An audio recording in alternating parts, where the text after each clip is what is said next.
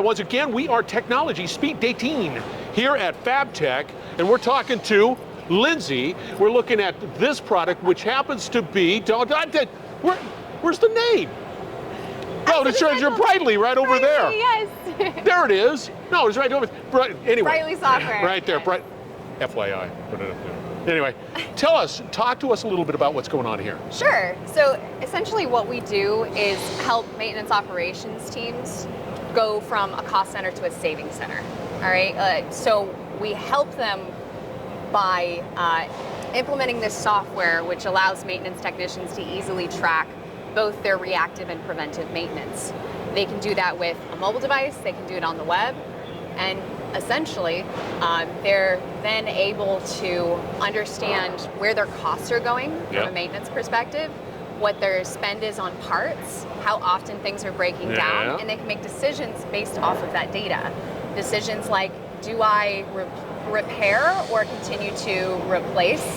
The software here.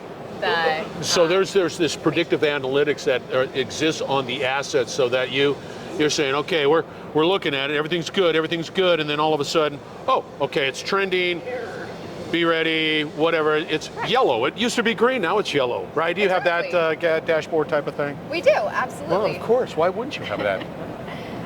So, green, good. So we do interact with sensor data. In taking that information directly from sensors on your assets, so that before something even breaks down, if there's a trending issue, it will actually push out a work order to the application, to a technician, so they can nip something in the bud before it becomes a bigger issue.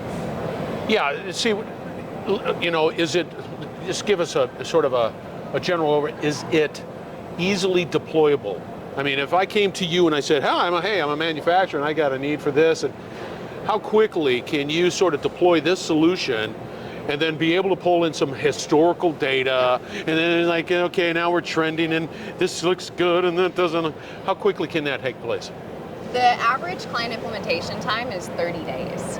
What? Yeah. Shut the front door. It's really easy to implement, especially if you're already coming from something. We can take that data and we can import it into your system. So if you already have existing work orders in an application, let's just start leveraging that data day one.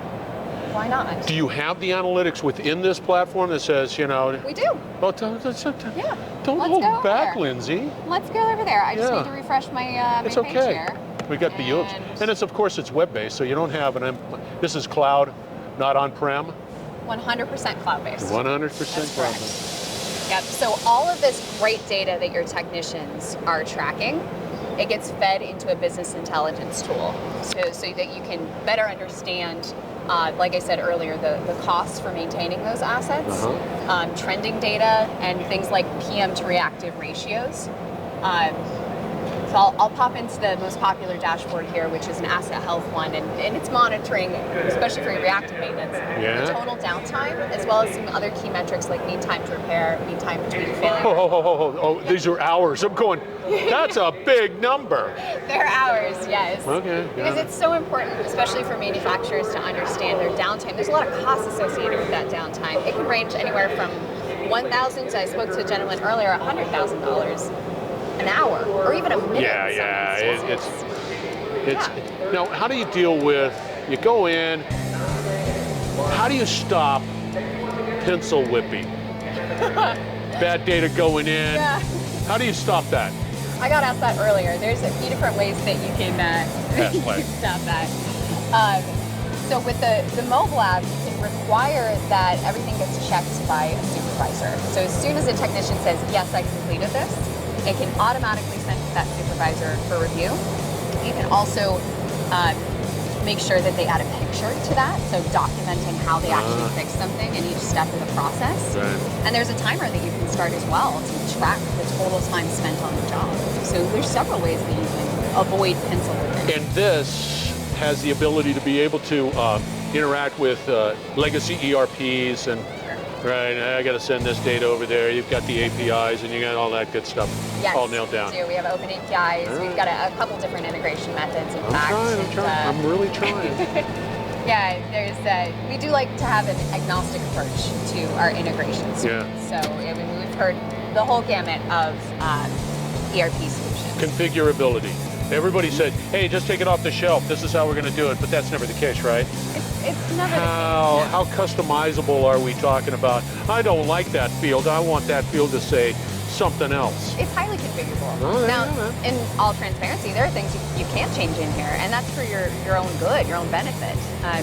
You want to have as few free text fields as possible if you want to standardize that data. Yeah, oh, yeah. And there's just things that you need for best practices in there. So it's not 100% customizable, but that's by design. There you go. Lyndsey, knocking it out of the park. Company, Brightly, excellent platform. I'm all giddy with excitement. We're going to have more technology speed dating coming from FABTECH shortly, so stay tuned.